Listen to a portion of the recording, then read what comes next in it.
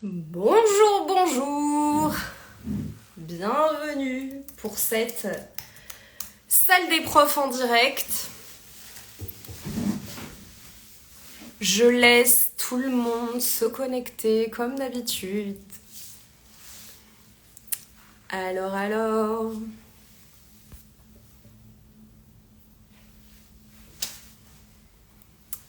Bonjour, bonjour. Alors, est-ce que tout le monde va pouvoir se connecter? Et en particulier Angéline. Alors...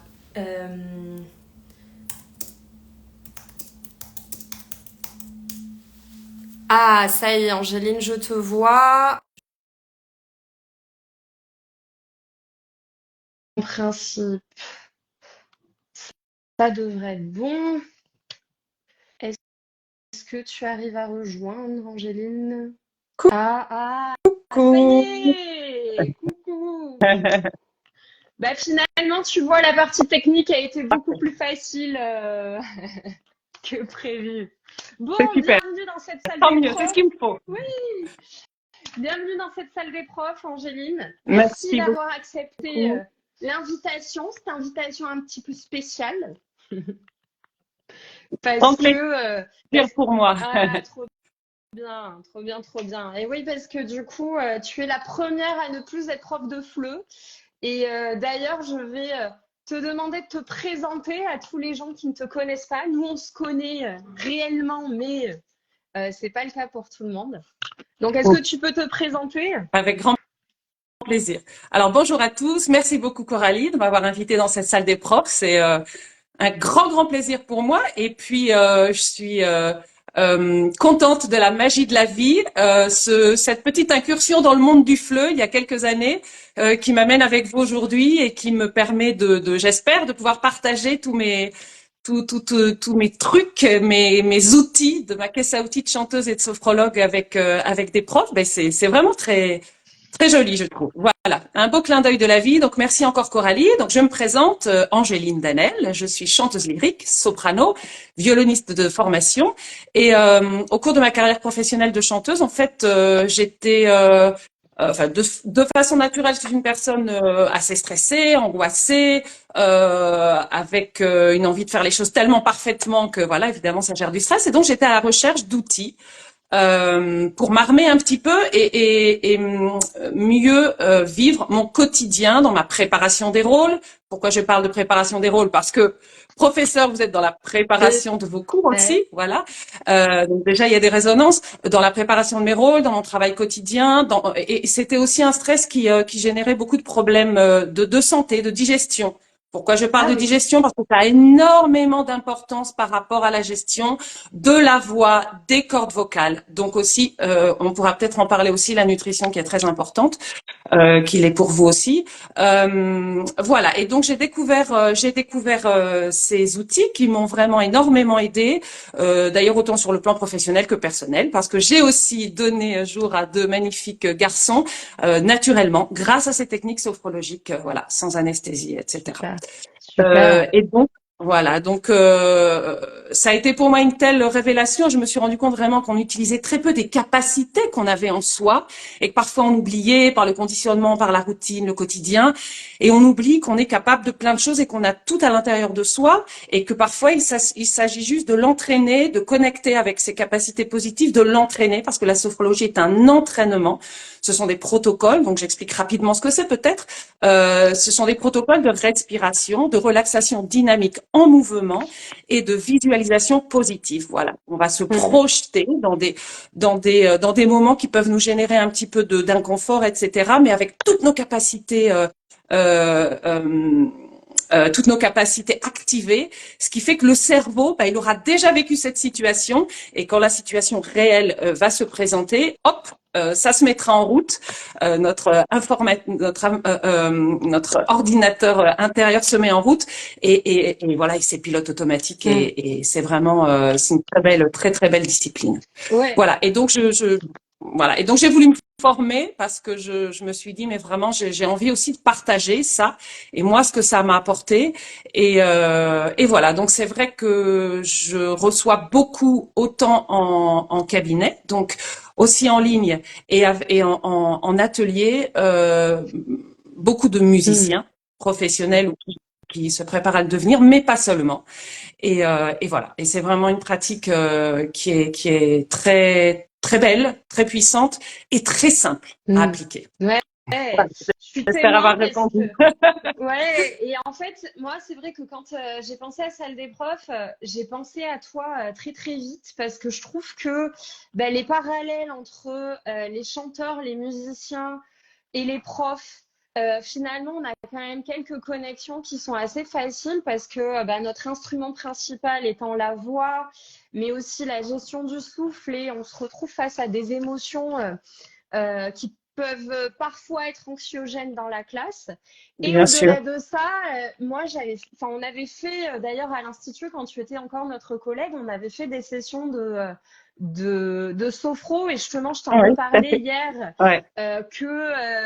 du coup, on avait, que moi, j'utilisais encore justement tout ce que tu nous Ouais, avais super. utilisé. Hein, Ouais, hein. ouais, ouais. Et donc, du coup, tu sais, quand j'ai fait un petit sondage chez les profs, Mhm. euh, justement, j'ai eu quand même pas mal de questions sur les capacités vocales Ouais. des profs et comment maintenir sa voix et comment garder sa voix. Je ne sais pas si tu as des petits conseils à nous donner justement pour tous les profs qui ont 5 heures, 6 heures, qui finissent parfois avec des douleurs à la gorge ou justement qui sont dans des grands groupes et qui ont des problèmes justement pour hurler, qui ont l'impression de hurler et de ne pas se faire entendre par le dernier rang. Est-ce que Ouais. tu as des petits tips? Alors, je vais essayer de répondre, je vais essayer d'être concise. Alors c'est vrai que je pense déjà il faut, de par mon expérience, déplacer un petit peu. Il s'agit pas seulement des cordes vocales. C'est-à-dire que moi je pense vraiment, et pour l'avoir vécu, en plus moi j'avais les petites classes à l'Institut français de Bilbao, donc Ouais. il y avait beaucoup de chahuts le samedi à 9 heures. Enfin bon voilà, donc bon, je sais pas si avec les adultes il y a autant de chahuts, j'imagine que parfois avec des ados, je ne sais pas, mais en fait, je pense qu'il faut appréhender le métier, autant le vôtre que de chanteur, que de personnes qui utilisent leur voix au quotidien, d'acteurs, pas seulement par rapport aux cordes vocales, mais par rapport au corps. C'est-à-dire que notre instrument n'est pas seulement nos pauvres petites cordes vocales qui sont toutes petites, mais c'est tout le corps. Donc je pense que Mhm. vraiment c'est important. J'aimerais vraiment faire passer le message auprès de tous les professeurs qui nous entendent et d'ailleurs de quiconque utilise sa voix au quotidien, mais même d'ailleurs dans le quotidien au travail. Je pense que c'est très important qu'on ait cette conscience que votre instrument c'est le corps. Alors des petits trucs, moi je dirais, ben, je pense que vous êtes vraiment des athlètes au même titre que des acteurs, des chanteurs ou des sportifs. Il faut vraiment prendre cette conscience que votre corps est votre instrument de travail. Et donc l'importance de la nutrition, comme je disais, la digestion qui peut affecter énormément. Je pense qu'il y a beaucoup plus de gens qu'on le pense qui ont des reflux gastriques, par exemple, qui pensent qu'ils ont toujours un petit rhume, mais en fait c'est des reflux gastriques qui génèrent des mucosités, etc. Importance de prendre conscience, qu'est-ce qui vous fait du bien au niveau de l'alimentation, qu'est-ce qui ne vous fait pas du bien. Beaucoup boire éventuellement, évidemment, beaucoup vous hydrater, et puis après des petits exercices avant d'entrer en scène, parce que je pense qu'une classe Oui, quelque part c'est une scène, vous êtes en scène, complètement. voilà, Mais complètement, euh, on est des acteurs finalement, et je tout à pense que fait. c'est le premier point commun qu'on a entre vous. Et c'est parce qu'on change même de personnalité. Pour moi, j'ai un Mais bien personnage de sûr, prof qui n'est pas le mais mien. bien sûr. Alors j'aimerais arriver donc, est-ce qu'il y a une chose que je veux pas oublier aussi, c'est après parler de la posture pour différentes raisons. Mais je reviens sur les petits exercices que vous pouvez éventuellement faire avant d'entrer en classe. C'est des petits exercices, voilà, mobiliser tous les muscles faciaux, les muscles qui entrent en Ouais, action lors de la phonation pour pouvoir projeter d'accord. mieux la voix. Très important, libérer la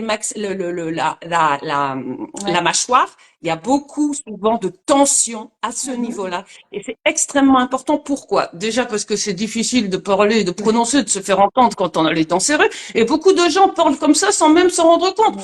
C'est bien, c'est mal. je ne pose pas de jugement. Simplement, au moment d'émettre la voix et de projeter, ça n'aide pas. Ça n'aide pas parce que ça génère des tensions au niveau de la nuque, au niveau des épaules.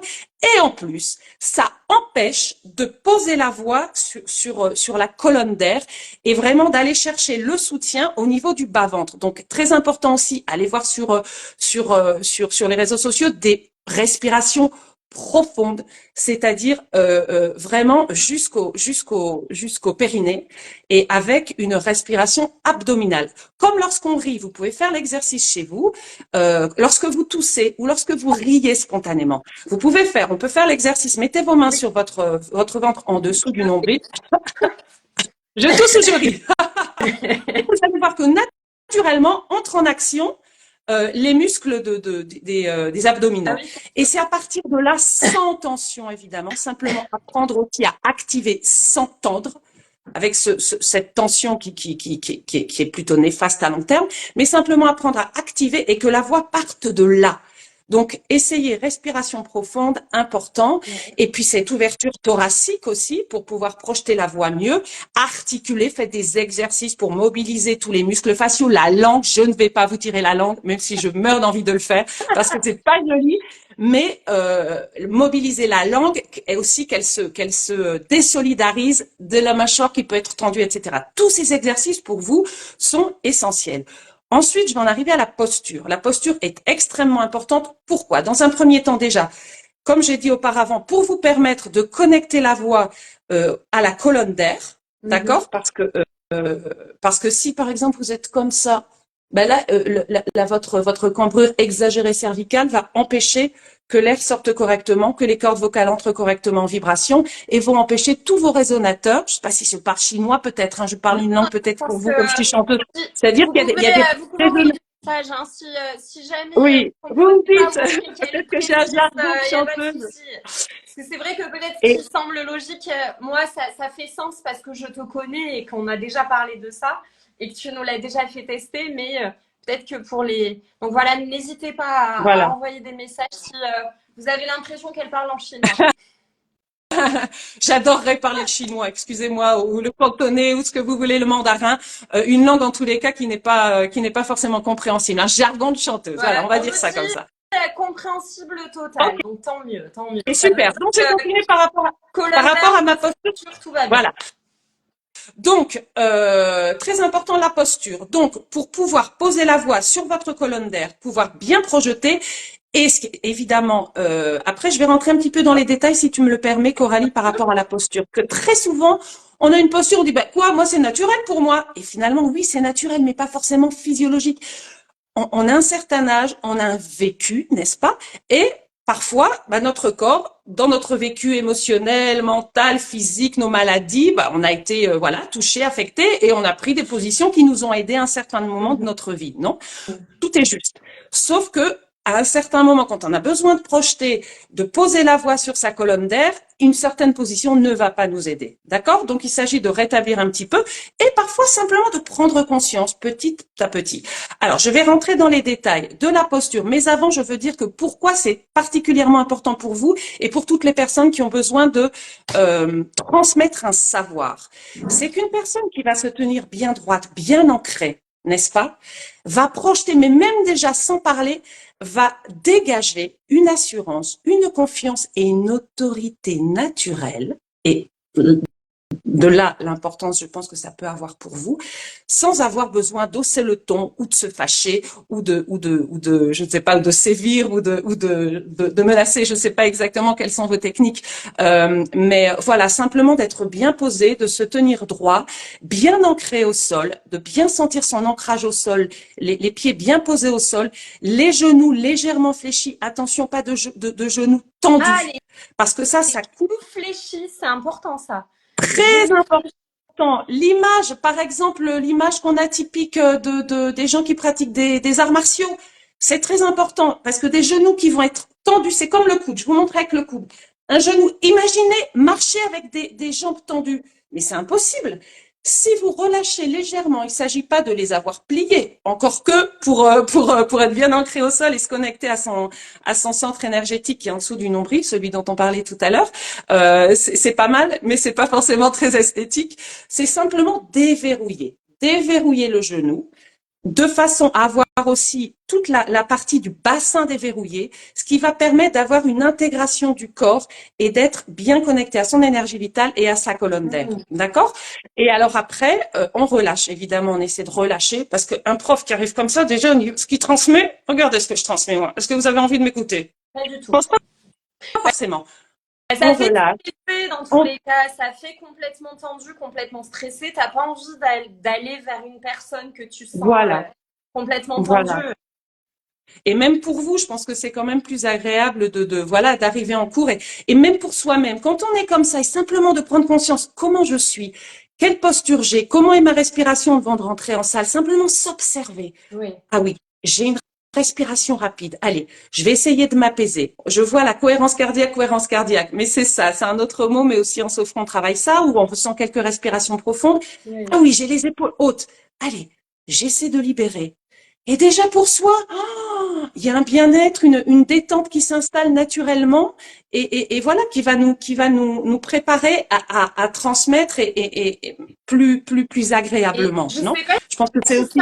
Je sais pas si c'est un lien, mais c'est vrai que tu sais, moi, ça m'arrivait en fin de session, en fin de cours, si tu veux, quand je me sens tendue, d'en avoir même après des douleurs aux épaules, aux cervicales, etc. Et c'est vrai que tu nous avais appris justement à apprendre à relâcher pour l'avoir fait avec toi il y a quelques années.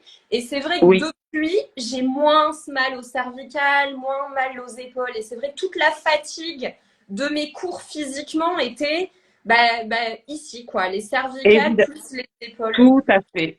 D'où l'importance même de faire des petits exercices comme ça peut être très simple, mais en conscience, toujours en mettant de la conscience et de l'intention, très important, l'intention, de relâcher. Avant, j'ai même envie de vous dire pendant et pourquoi pas avec vos élèves. Je pense que c'est super important maintenant. On peut se le permettre, je crois, de commencer à faire des petits exercices. Pourquoi pas avec des ados? C'est peut-être plus délicat avec des ados, mais de façon ludique ou avec des enfants.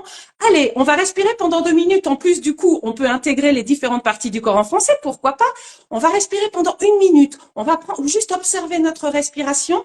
Et les enfants qui arrivent parfois en cours, là, je parle de mon expérience de FLE, qui arrivaient de l'école, qui avaient encore des bouchées de goûter dans la bouche. Hop, de se poser, on respire ensemble. Du coup, ça crée une alliance entre le professeur et l'enfant. Ça crée on ne se regarde plus de la même façon, non? C'est comme le professeur est avec nous. C'est pas forcément quelqu'un qui va nous taper dessus, nous corriger, qui est contre nous. Et du coup, ça va prédisposer la classe à être dans une harmonie, une unité. Allez, on respire ensemble. Ah bah tiens, je suis un peu tendue. Oh, je vous vois tendue. Allez, on va faire que. Ouais, justement, j'allais te poser la question, c'est-à-dire en tant qu'enseignant, comment tu vas guider cette respiration? C'est-à-dire tu vas la guider en 3 temps, tu vas juste respirer avec eux, tu vas leur dire quelque chose de particulier? Alors après, je pense que c'est vraiment à chacun ce qui est très important. Alors après, je reviens sur ta question, mais je voulais terminer. Ce qui est très important aussi, éventuellement, de faire des petites relaxations, des petites sessions, mais même vous-même, pour relâcher les tensions après les cours, pour la récupération musculaire, très important. Sinon, ce sont des couches de tension qui s'accumulent. Avant d'aller au lit, vous rentrez à 10 heures du soir après vos cours de FLE et le lendemain, vous devez vous réveiller aux aurores pour réenchaîner ou correction de copie, etc. Et ça s'accumule et au bout d'un moment, on n'en peut plus. Non, prendre des petits instants dans la journée, dans la salle des profs, parfois dans les toilettes ou avant d'aller vous coucher sur votre lit, respiration profonde, la main sur le ventre, je prends conscience de mes tensions, je mets une intention, j'ai une douleur là, je mets une intention, juste avec la respiration, j'essaie de relâcher. Et le lendemain matin, du coup, ça va vous permettre d'avoir un meilleur sommeil récupérateur. Et le lendemain matin, de vous lever, d'être dans une meilleure disposition pour commencer votre journée. Après, je reviens à ta question précédente. Alors, ce que je pense, après, moi, je peux là, c'est peu de temps pour vous passer des petits trucs. Je pense que ce qui est très important, et là, on en arrive aussi à une chose dont je voulais parler avec vous, c'est la créativité. Je sais, moi, j'ai beaucoup entendu des professeurs qui disent oh là là, pour créer du contenu, c'est pas facile. Puis moi, je suis pas créatif, Ça, j'y crois pas. Tout le monde est créatif, sinon on serait pas là aujourd'hui. La vie, c'est de la créativité à longueur de jour. À longueur de journée, on est obligé de s'adapter en permanence. Donc, vous êtes tous créatifs. C'est très important, je crois, de trouver votre style, votre façon de faire les choses à votre manière. Donc, comment respirer, je ne sais pas. Est-ce qu'il y en a qui ont déjà fait de la sophro? Bah, utilisez des petits trucs de sophro. Il y en a qui ont fait, pourquoi pas, du sport, des petites choses qui vous vont bien à vous. Je pense que ce qui est très important aussi, c'est de partir de votre expérience de vie et d'être dans la congruence et la cohérence et vraiment transmettre des choses qui à vous ont parlé à un moment donné de votre vie. Et je pense que ça, l'élève aussi y est très sensible. Quand vous parlez de vous, sans parler de votre intimité, mais de vous dire, voilà, oh bah, j'ai envie d'essayer ça avec vous. Moi, ça me va. Je vous vois fatigué aujourd'hui. Au moins même, je me sens un peu. Allez, ça vous dit, on prend une petite minute ou on met une petite musique et pourquoi pas, on bouge comme ça pendant. Enfin, instaurer des petits moments de folie. Parfois, pas avoir peur de sortir un petit peu de la routine et des normes. Alors, je sais que vous avez des cours avec des programmes que vous devez suivre, mais je pense que c'est vraiment important. On est dans une société qui est tellement normatisée maintenant que vous vous permettiez ces moments de créativité, de faire des petites expériences, de sortir un petit peu, voilà, des sentiers battus. Et je pense que les élèves en ont vraiment besoin. Et si vous permettez de vous connecter à ça, eux aussi vont se permettre de se connecter à ça. Et une dernière chose que j'avais envie de transmettre, très souvent, moi, j'ai entendu des gens qui m'ont parlé de leur apprentissage du français ou d'un apprentissage en particulier. Et très souvent, ils me parlaient du professeur. Et finalement, c'était pas tant la discipline, mais ce que le professeur transmettait et comment il le transmettait. Donc, je pense que c'est vraiment important que chacun de vous preniez confiance en vous et en ce que vous êtes et à votre façon de faire les choses. Et là, je reviens un peu, c'est un peu la sophrologue qui parle et peut-être l'artiste. Je pense qu'on a tous un être très profond qui nous rend unique et universel à la fois. Et je pense que c'est important que vous vous permettiez de connecter avec cet être, votre être profond qui ne ressemble à personne d'autre et qui va vous rendre un professeur génial, unique et qui ne ressemblera à personne d'autre. Et je trouve que Coralie, tu l'illustres parfaitement en ayant connecté la musique, ce que tu faisais à la maison, loin des cours de classe, et finalement tu t'es dit allez, je vais le connecter, je vois pas encore comment je vais le faire, et tu le fais de façon merveilleuse. Et je trouve que tu es vraiment un très bon exemple pour ça. Donc non, et puis c'est vrai ce que tu dis, et je pense que je reviens sur tes paroles. On est tous différents, et je pense il y a aussi beaucoup de profs qui se comparent les uns avec les autres, oh là là, la comparaison. Alors ça. Et en fait, ce que tu dis est hyper bienveillant, et je pense que tu as raison de le rappeler. Et je reviens sur ce que tu dis, c'est-à-dire on a tous une personnalité, mais de toute façon, en général, on est tous capables de transmettre quelque chose et de marquer la vie de quelqu'un. Et c'est vrai, en fait. On marque tous à notre niveau la vie d'un élève à un instant, à un moment.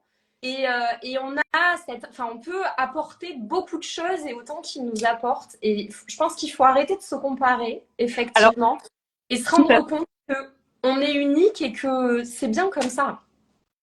Voilà, la comparaison pour moi, à mes dépens, qui vient vraiment très compétitif. Le monde du chant, de la musique classique est un monde extrêmement compétitif. La comparaison ne sert toujours à un moment donné qu'à se dévaloriser. Oui. Alors là, si vous pouvez apprendre à arrêter de vous comparer, nous sommes tous différents. Et je pense que et plus vous allez connecter avec ce que vous êtes profondément dans votre différence, et plus vous allez déjà apprendre à vous accepter, à vous aimer tel que vous êtes. Alors c'est vrai que la sophrologie, ça aide aussi cette réparation avec soi-même, apprendre à vivre avec ce corps aussi qui est notre maison, ce qui donne beaucoup d'ancrage, et apprendre à entraîner une sensation d'être avec soi-même dans son corps, positive, agréable et bienveillante par rapport à soi-même. Si on l'entraîne pour soi-même avec la sophrologie ou plein d'autres choses, chacun, c'est important que vous trouviez votre discipline. Ça peut être du sport, ça peut être des balades en forêt, ça peut être plein de choses.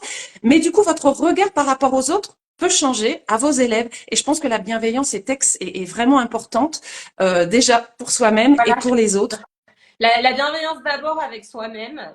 Et effectivement. Arrêtez de se juger juger, c'est se faire mal, c'est se fustiger, c'est dur. On a été élevé là-dedans, je le sais. Et c'est très important que chaque personne qui agit a une très bonne raison de le faire au moment où elle le fait. Et ça aussi, c'est vrai quand on est bien ancré à l'intérieur de soi-même. Par exemple, une chose désagréable que nous dit un élève ou qui suscite une émotion comment dire, un collègue, quand on est bien ancré à l'intérieur de soi, ben c'est comme une vague qui passe. On le prend pas forcément personnel.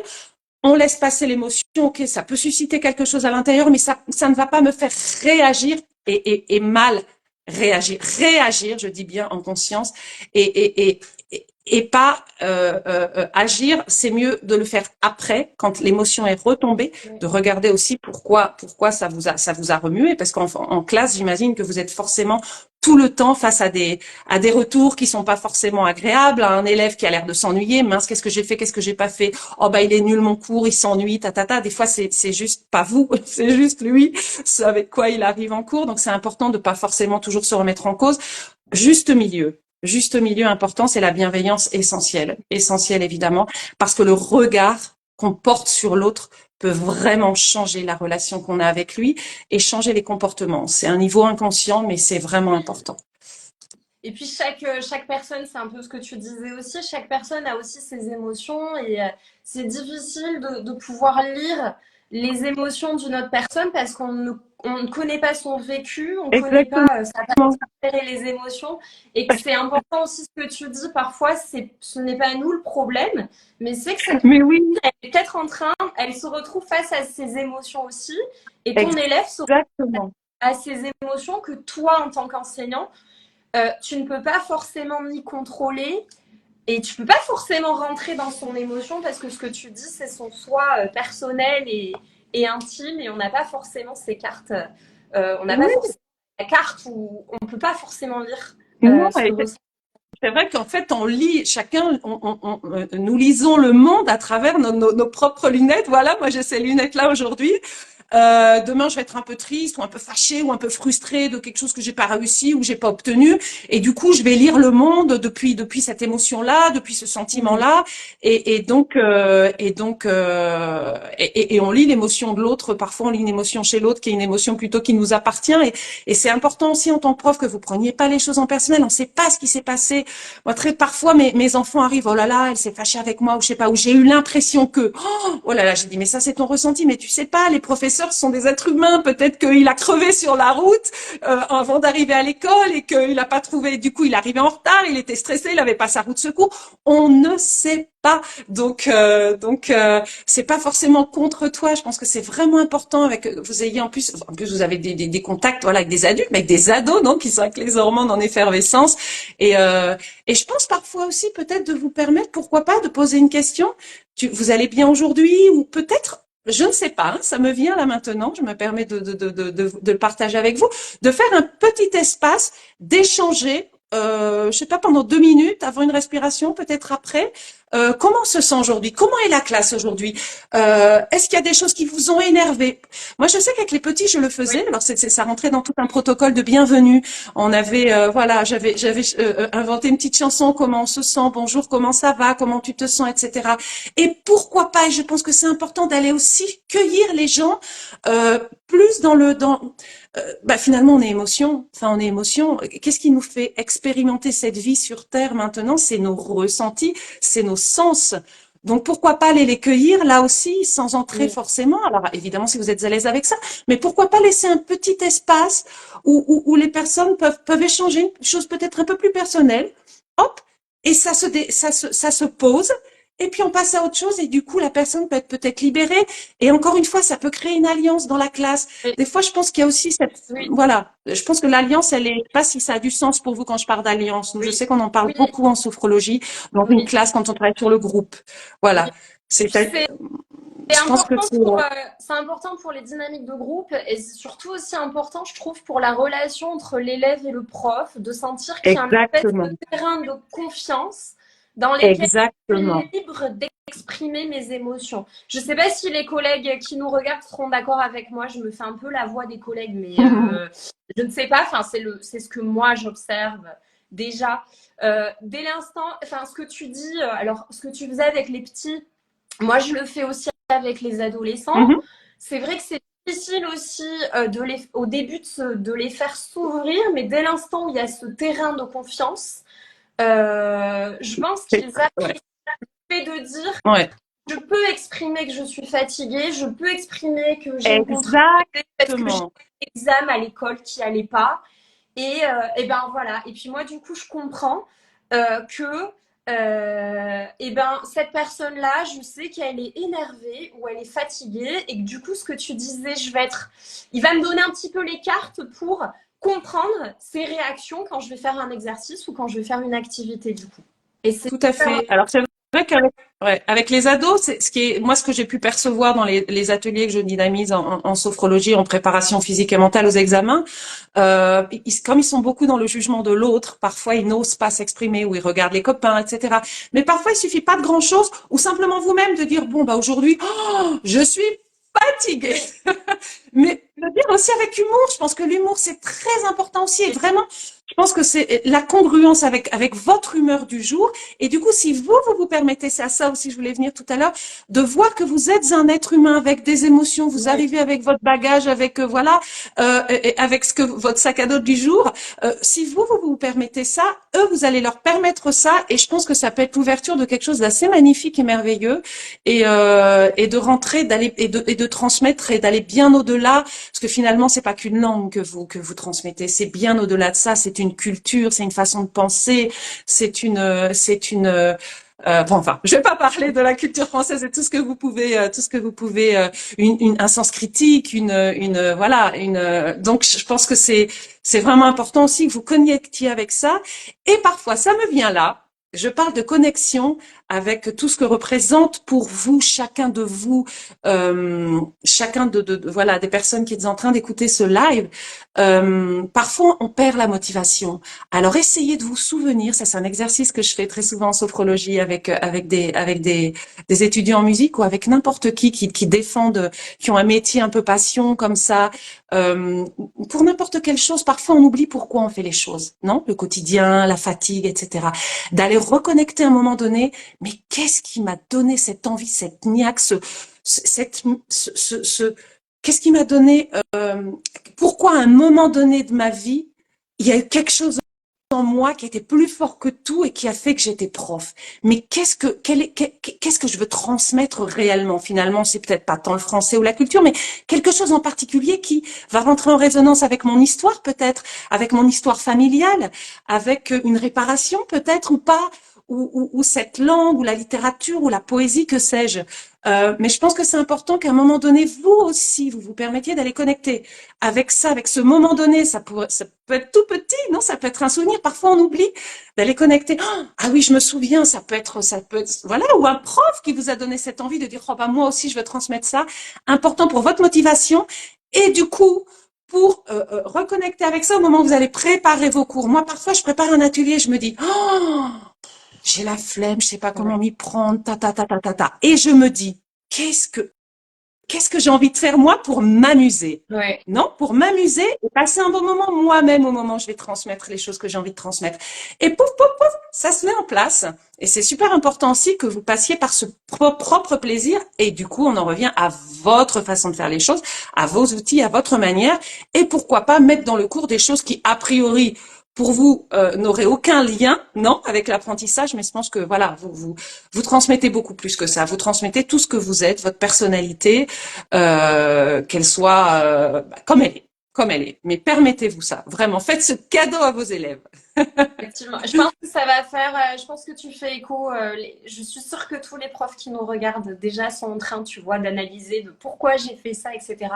Et ces petits trucs que tu as donnés, vraiment mettez-les en place. Alors, moi, je reviens au fait que à l'Institut, on avait fait des sessions de sophrologie. Je ne peux que motiver, encourager. Puis vous pouvez toujours contacter Angéline si ça vous intéresse. Pour l'avoir fait, Avec grand plaisir. pour l'avoir fait vraiment, moi je sais que j'en ai tiré vraiment du positif. Puis après, c'est aussi une évolution. Et comme je disais, il y a tout. Enfin, je continue de suivre tes conseils. Je sais pas combien d'années après, peut-être 7, 8, je sais pas. Mais Rien que les petits tips là de respiration, de connexion, de travail de voix, etc., vous allez voir que vraiment ça améliore le quotidien et on arrive à s'auto-corriger en posture, à respirer mieux. Effectivement, cette gestion de l'émotion, elle est beaucoup plus facile quand on pratique et quand on a ces armes-là. Et vraiment, pour un prof, je pense que c'est très voilà. ouais. En fait, c'est vrai que ouais, on en revient à la formation des professeurs, mais c'est vrai que je sais pas du tout où ça en est maintenant. Je suis complètement néophyte en la matière, ignorante même. Mais c'est vrai que c'est important et je vous le dis parce que probablement dans vos salles, il y a des futurs professeurs. Donc c'est chouette aussi de vous ouvrir à ça, de permettre des petits espaces comme ça en classe. Mais pensez aussi aux futurs professeurs qui seront pas forcément professeurs de français, mais aux êtres humains tout simplement. Je pense que c'est ce qui est important, c'est que voilà que vous puissiez établir aussi des connexions d'être humain à être humain. Voilà, je pense que c'est ça pourrait être une jolie conclusion. Je sais pas Oui, du tout, mais de. Et alors après, c'est très important, c'est la conscience. Après, ça peut être la sophro évidemment, si vous avez envie de travailler avec vraiment des exercices pour voilà, pour apprendre à mieux projeter la voix, mieux articuler, etc. Vous êtes évidemment les bienvenus. Je vous recevrai dans mon cabinet virtuel avec grand plaisir. Pourquoi pas organiser une salle des profs atelier, à voir, Coralie, ça pourrait être une chouette idée. Après, c'est très important de mettre de la conscience. De la conscience dans mon corps, dans mes tensions, et puis tout ça évidemment, c'est être à l'intérieur de soi, et puis développer une présence à soi agréable. C'est la clé, c'est l'ancrage, et puis ça va vous aider dans la concentration, dans l'organisation de votre planning de travail, parce que finalement vous avez beaucoup de choses qui pourraient paraître un petit peu antinomiques, non? La correction des cours, qui sont voilà chez vous, pas forcément avec une position. Vous avez beaucoup de travail de préparation sur l'ordi. Après vous devez être en représentation en classe. Après, la gestion avec les collègues, avec vos supérieurs. Enfin, finalement, c'est très vaste et j'en oublie probablement. Et puis les cours entre les adultes, les enfants, les ados, c'est aussi très différent. Donc, je pense que c'est important que vous ayez vraiment, si vous pouviez après ce live avoir un regard plus global sur votre gestion de la préparation de vos cours et de votre préparation avec votre corps. Voilà, de mobiliser votre corps avant d'entrer en cours, non, avec des petites techniques. Voilà, allez, hop, aujourd'hui je suis fatiguée, je vais aller me tapoter comme ça, toujours avec beaucoup de bienveillance et d'amour envers soi-même. Tout le corps, paf, paf, je fais quelques petits mouvements, quelques respirations profondes. Voilà. Très important, très important. Et hop, du coup, ça sollicite l'énergie vitale, et on y va, on est en scène, et parfois, on a un petit coup de mou, et puis ça rebooste. Ok, on va s'arrêter là. Ça va être notre conclusion. J'ai été vraiment ravie de te recevoir. Je suis sûre que tu as donné plein de conseils que les collègues suivront. Merci beaucoup, Coralie. Et puis voilà, très vite toutes les deux à Bilbao, et puis je retrouve les autres collègues pour un prochain épisode de la salle des profs. Merci à vous tous, j'espère que ça vous aura été utile, et puis voilà, faites-vous confiance, connectez-vous à votre être profond, à votre créativité, vous avez tout ça, et n'oubliez surtout pas de vous féliciter en fin de journée, de vous dire merci, de vous féliciter pour ce que vous avez bien fait, pour ce que vous avez moins bien fait, parce que comme disait Mandela, je gagne toujours, ou je gagne, ou j'apprends. Ouais, super. Allez, au revoir tout le monde. Au revoir. À bientôt. À très bientôt. Merci Coralie. Au revoir à tous.